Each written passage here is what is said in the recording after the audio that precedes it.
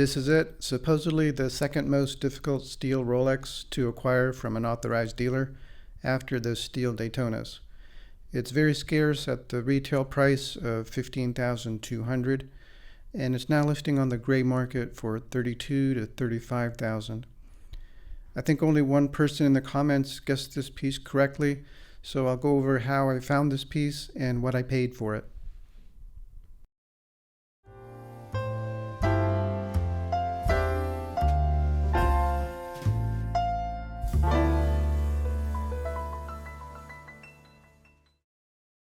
The steel Sky Dweller with the white gold fluted bezel came out in 2017 and was available with a black dial, white, or blue dial. Since then, the blue dial version has skyrocketed in popularity and hype. And last year, in 2021, it was released with the option of a Jubilee bracelet like this one. The blue dial is the star of the show, and it's the standout feature. There's something more to it than the standard blue. It's dynamic and changes colors at different times, and it's multiple colors at once, from navy blue to cobalt to a purplish blue. Comparing to my Datejust, the shade of blue looks different to my eye. I can't confirm it, but the Datejust blue dial looks slightly darker than the Sky Dweller. The sunray finish gives it texture, and the matching blue GMT ring breaks up the expansive blue and gives it more complexity. On the rest of the dial, the applied hour markers give it three-dimensionality, and the bright red accents give a real pop to the dial, and they complement the blue.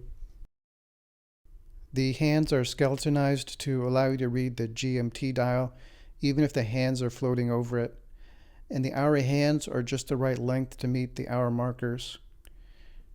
The outside chapter ring is cleanly legible down to the second, and the hashtags are subdivided into more than the standard 4 marks. All the information on the dial can be read at a glance: the time, date, month, and second time zone. And the amazing part to think about it is that all of these functions, including the annual calendar, are all mechanical and controlled by Rolex's most complicated movement. The complex mechanics are translated into easy and intuitive usability. Turning the ring command bezel to the furthest left sets the GMT time, one turn to the right sets the local time, and a further turn to the right sets the date and month. Fitting this on the Jubilee bracelet makes it even better, further increasing its luxury look. It's the Super Jubilee bracelet with its solid links and oyster lock clasp, with the 5mm Easy Link extension and 3 internal micro adjustments. But its rarity and high demand makes this piece very difficult to find, and they push up the price on the gray market. So how did I find this? Something I didn't mention on my last Sky Dweller video is when I went to my AD number 2, they had a small section of pre-owned Rolex, and this was sitting in the window.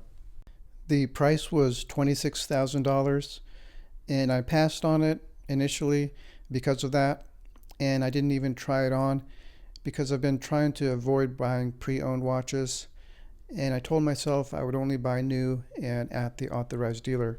But I kept thinking about it the next day, and I thought I might never have a chance to get a blue Sky Dweller from the AD again, and this one must be close to new since the Jubilee version was just released last May. So I went back to take a closer look. It was in great condition, no major scratches, and the caseback sticker was still on the watch.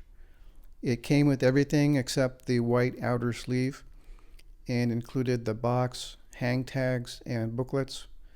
The warranty card was dated July 2021, so this was originally sold just 2 months after its release. It turns out this piece was just traded in recently by another customer who wanted to upgrade to a gold Rolex, and the AD just put it out for display 3 days ago. So I bought it that day for $26,000, which was the asking price. what kind of client gets allocated this kind of Rolex. So I asked, and they said he was an older gentleman who was a long-time customer, but he didn't buy things frequently or buy in large amounts. But they gave this to him because he had been with them for so long. All ADs are different, but I heard something similar to this from my AD number one, who said they don't allocate Rolexes according to total spending amount, and they take several other things into account. So how good is the value of this Rolex? It's very difficult to justify paying twice retail price for a steel watch, which is then getting closer to the price of a full gold Sky Dweller. It makes the full gold seem more of a better value, but then again, I don't see the resale value of steel sports Rolex coming down anytime soon. The full yellow gold Sky Dweller is a flashy, high roller statement piece, and it's in your face, even to someone that doesn't know watches. The steel Sky Dweller is more under the radar, slightly resembles a humble Datejust, and its rarity is only known by people in the know. As with any Sky Dweller, I think the biggest downside is the 42mm size, which does look big on my 6.5-inch wrist. But it doesn't feel heavy compared to the full gold, and it feels more comparable to a Milgauss or Explorer 2 in weight.